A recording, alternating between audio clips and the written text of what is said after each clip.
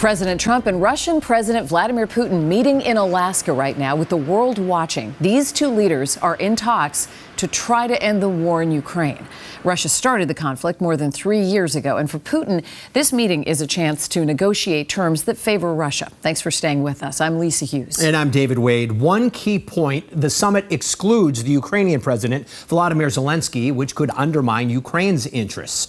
WBZ's Courtney Cole back now and tracking all of what's happening in Alaska right now. Courtney. David and Lisa, President Trump and Putin, they started their Alaska summit with a handshake this afternoon. The discussions are taking place on an Alaskan military base. It's the first time Putin has been on U.S. soil in 10 years. What was supposed to be a one-on-one has actually turned into a three-on-three. The president each with their two representatives. The length of the talks will likely depend on how the meeting plays out and how much progress the two sides make on the lengthy list of agenda items before them. A Kremlin spokesman predicted earlier in the day that the talks could take 6 or 7 hours. We will stay on top of it and bring you the very latest. David and Lisa. All right, Courtney, thank you so much. And new here at 6, there is a large Ukrainian population here in Boston, and we spoke to them about what these talks mean to them. As WBZ's Beth Germano reports, many are concerned that the event is more for show than peace. As President Trump and Russian President Vladimir Putin hold a high-stakes summit to discuss the war in Ukraine, it's already creating skepticism among some local Ukrainians on what can be accomplished. More of a show, unfortunately, and as sad as it may sound, I feel like that show benefits Putin.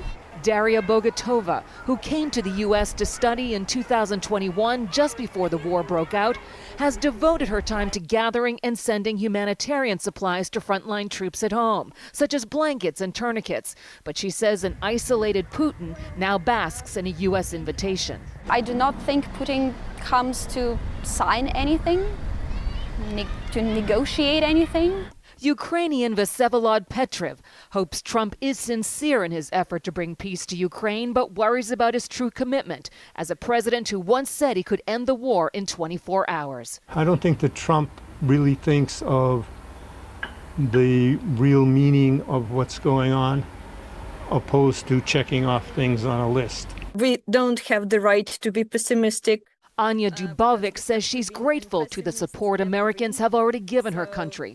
But she shows pictures her family has just sent of her home city Sumy in northeast Ukraine being shelled by Russian troops, just as the summit was about to get underway. President Putin is one of the most skilled KGB agents. He can be very convincing, but you cannot trust any word he's saying. Those we spoke with are calling for deeper sanctions on Russia to send a clear message and don't believe any negotiations can take place without Ukrainian President Zelensky at the table.